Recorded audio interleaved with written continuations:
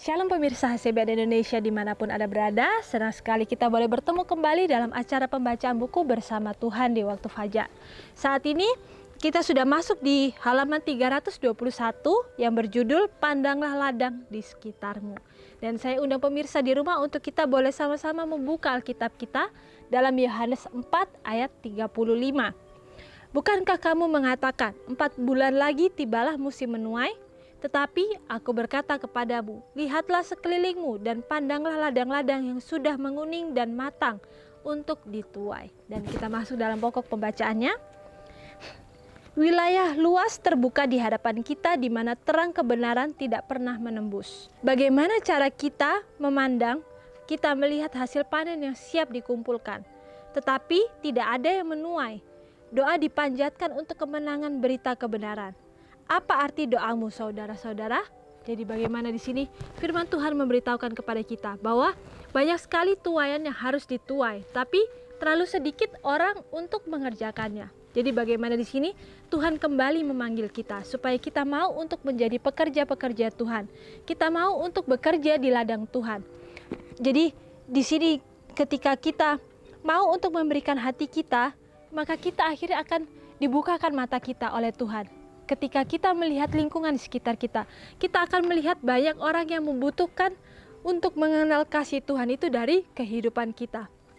Dan di sini pertanyaannya, apakah kita mau untuk menyambut daripada permohonan Tuhan itu? Seringkali Tuhan sudah memanggil kita, tetapi kita tidak mau mendengarkan panggilan itu. Karena kita lebih memilih supaya kita menggenapi ataupun mencukupi kebutuhan kita sendiri. Tetapi di sini firman Tuhan kembali mengingatkan kepada kita agar kita mau menjadi pelayan-pelayannya yang setia. Bagaimana kita mau bekerja bersama-sama dengan Dia untuk menyampaikan kabar kebenaran itu, kabar sukacita itu kepada orang-orang yang mungkin belum sempat mengenal akan kasih Tuhan itu. Dan ini adalah tanggung jawab kita secara masing-masing pribadi. Dan ini kita tidak bisa berikan kepada orang lain karena kita dipanggil secara perorangan. Kita tidak dipanggil secara kelompok, tetapi di saat kita mau untuk bekerja bersama dengan Yesus, maka Tuhan akan mempertemukan kita kepada orang-orang yang mempunyai pemikiran yang sama, yang mau untuk bekerja dan berjuang bersama-sama untuk menceritakan bagaimana kasih-Nya Tuhan itu dalam kehidupan kita.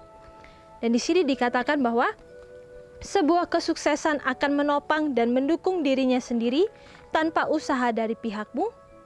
Harus ada kebangkitan, pembaharuan rohani. Grafik kesalehan Kristen harus dinaikkan. Jadi bagaimana di sini dikatakan bahwa tidak mungkin ada suatu kesuksesan tanpa adanya usaha. Jadi kita harus memulai semuanya itu dari hal-hal terkecil dalam kehidupan kita. Bagaimana kita mau untuk memilih ataupun memberikan diri kita supaya kita tidak memilih menurut pilihan kita ataupun menurut hati kita. Tetapi bagaimana kita mau supaya Tuhanlah yang memilihkan setiap pilihan kita itu. Jadi bagaimana kita mau mengandalkan Tuhan dalam kehidupan kita sehingga akhirnya kita lebih mendengarkan bisikan daripada Roh Kudus dan tuntunan daripada Roh Kudus daripada mendengarkan kata hati kita secara pribadi. Karena kita tahu hati kita ini adalah jahat. Seringkali hati kita ini justru membawa kita menjauh daripada Tuhan dan justru mendekat kepada dunia. Tetapi di sini firman Tuhan kembali mengingatkan kepada kita bahwa kita harus mengadakan sebuah kebangkitan, sebuah pembaharuan rohani. Dan grafik kesalehan Kristen itu dikatakan harus dinaikkan. Dan ini tidak bisa kita lakukan kalau kita tidak mau melakukannya sejak saat ini. Ketika kita tidak mau melakukannya mulai saat ini, maka kita akhirnya akan tertinggal. Maka kita akhirnya akan dilewati karena kita tidak menjadi pekerja-pekerja yang setia di hadapan Tuhan. Rencana harus dibuat dan dilaksanakan untuk penyebaran kebenaran ke semua bangsa di bumi. Setan sedang menidurkan pengikut yang mengaku Kristus, sementara jiwa-jiwa binasa di sekitar mereka. Dengan alasan apakah yang bisa mereka berikan kepada Tuhan atas kelalaian mereka?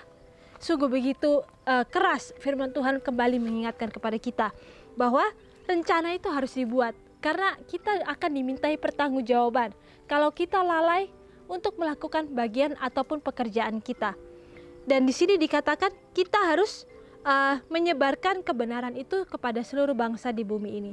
Dan ketika kita tidak mau melakukan bagian kita, maka kita adalah salah satu daripada orang-orang yang ditidurkan oleh setan itu. Karena ketika setan menidurkan orang-orang yang mengaku pengikut Kristus, maka jiwa-jiwa itu akhirnya akan binasa karena mereka tidak sempat mengenal kasih daripada Tuhan itu. Dan apakah kita mau untuk menanggung tanggung jawab atas kelalaian kita tersebut? Tentu saja saya secara pribadi saya akan berusaha supaya kita mau untuk mengikuti apa yang sudah Tuhan sarankan dalam kehidupan kita, sehingga kita akhirnya bisa menjadi pekerja-pekerja yang setia. Dan ini harus kita mulai dalam kehidupan kita masing-masing, karena kita tidak bisa melakukannya secara instan, tetapi kita harus melakukannya secara proses tiap hari.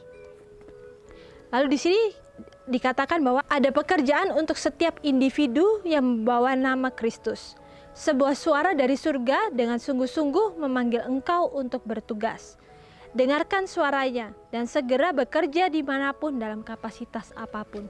Jadi bagaimana di sini Tuhan tidak menuntut kita untuk melakukan pekerjaan yang tidak bisa kita lakukan, tetapi setiap individu itu pasti mempunyai pekerjaan yang mampu untuk dilakukannya. Dan itulah yang dituntut oleh Tuhan. Karena ketika kita lalai, maka kita mengabaikan apa yang sudah Tuhan inginkan untuk kita lakukan dalam kehidupan kita.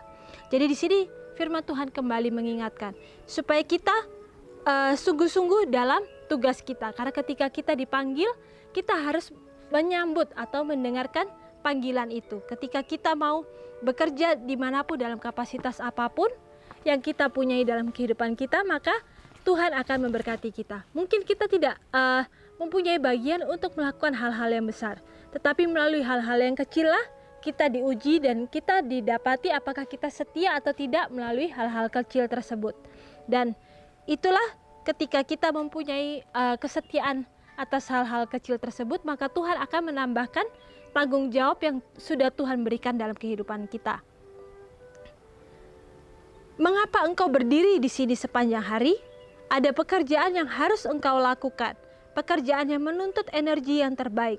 Setiap momen berharga dalam hidup terkait dengan beberapa kewajiban kepada Tuhan atau sesama manusia, namun engkau tidak melakukan apapun.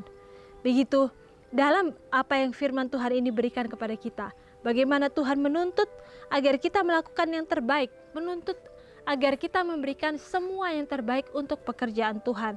Karena itu adalah kewajiban kita kepada Tuhan atas sesama kita manusia. Jadi kita tidak bisa lalai ataupun mengabaikan dari panggilan Tuhan ini. Karena kita pasti akan dimintai pertanggungjawaban atas setiap kemampuan yang sudah Tuhan berikan atau sudah Tuhan titipkan dalam kehidupan kita. Dan di saat kita mau untuk setia, untuk mengikuti apa yang sudah Tuhan berikan itu, maka Tuhan akan memberikan kewajiban yang lebih lagi, supaya kita akhirnya belajar bagaimana untuk lebih lagi bergantung kepada Tuhan.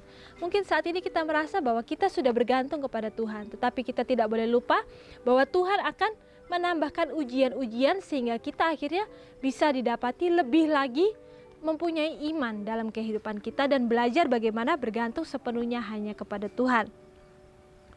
Pekerjaan besar untuk menyelamatkan jiwa masih harus dilakukan. Setiap malaikat dalam kemuliaan terlibat dalam pekerjaan ini, sementara iblis selalu menentangnya.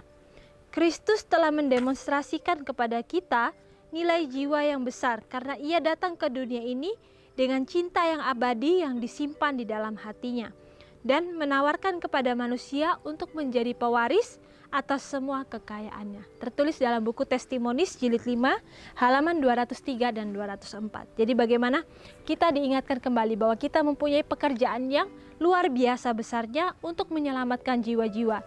Dan ini harus kita ingat dan harus kita praktekkan dalam kehidupan kita. Karena di sini setiap malaikat dalam kemuliaannya terlibat dalam pekerjaan ini. Tetapi kita tidak boleh lupa, iblis selalu menentangnya. Bagaimana iblis akan membuat kita tertidur ataupun menina-bobokkan kita sehingga kita akhirnya lupa untuk menjalankan tanggung jawab yang sudah Tuhan percayakan dalam kehidupan kita. Tetapi biarlah melalui firman yang sudah kita dengarkan ini boleh menjadikan pelajaran, boleh menjadikan peringatan kepada kita supaya akhirnya kita tidak lalai untuk melakukan apa yang sudah Tuhan berikan dalam kehidupan kita. Dan di sini juga dikatakan bahwa Kristus telah mendemonstrasikan kepada kita nilai jiwa yang besar karena ia datang ke dunia dengan cinta yang abadi yang disimpan di dalam hatinya dan menawarkan kepada manusia untuk menjadi pewaris atas semua kekayaannya. Jadi bagaimana kita harus ingat bahwa Yesus yang adalah contoh kita yang sempurna, dia sudah mendemonstrasikan bagaimana hidup untuk melayani orang-orang dan bagaimana hidup untuk mengorbankan dirinya, mengorbankan setiap kenyamanannya. Dan di sini pun kita diingatkan kembali bahwa melalui kehidupan Yesus inilah kita boleh belajar untuk menyerahkan setiap kehidupan kita, setiap pemikiran kita, waktu kita, bahkan talenta kita sepenuhnya hanya kepada Tuhan. Karena kita tidak bisa membagi-bagi talenta kita untuk pekerjaan Tuhan maupun untuk pekerjaan dunia. Tetapi dalam kehidupan kita, kita harus memilih untuk menyerahkan semuanya ke dalam tangan Tuhan. Dan biarlah setiap talenta, setiap hal yang sudah Tuhan berikan dalam kehidupan kita itu hanya untuk mendukung kita untuk lebih menyebarkan kasih daripada Tuhan itu kepada orang-orang yang belum mengenal kasih Tuhan itu dalam kehidupan kita. Dan di sini yang terakhir bahwa Tuhan memberikan kepada kita upah, janji akan upah itu.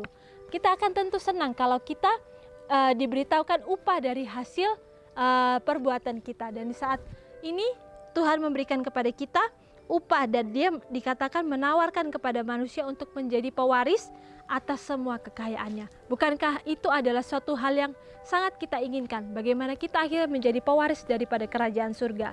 Tetapi hal itu tentu saja bukanlah hal yang mudah karena kita harus melakukan bagian kita, yaitu kita harus mau untuk bekerja bersama-sama dengan Dia, memberikan setiap hal yang kita punyai dalam kehidupan kita untuk boleh membantu pekerjaan Tuhan di dalam dunia. Apakah kita mau menjadi alat-alat Tuhan yang setia supaya pekabaran akan firman Tuhan ini boleh juga didengar oleh orang-orang yang mungkin saat ini belum mempunyai pengharapan itu. Tetapi biarlah firman Tuhan yang sudah kita dengarkan ini boleh menjadikan pengharapan dan teguran bagi kita secara pribadi, sehingga kita boleh bekerja dengan lebih giat lagi. Kita boleh memberikan hasil yang terbaik untuk pekerjaan Tuhan itu, sehingga Tuhan akhirnya akan mendapati kita sebagai pekerja-pekerja yang setia dalam ladang-Nya.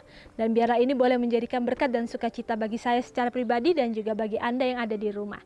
Dan sampai bertemu kembali dalam acara pembacaan-pembacaan yang selanjutnya. Shalom, Tuhan memberkati.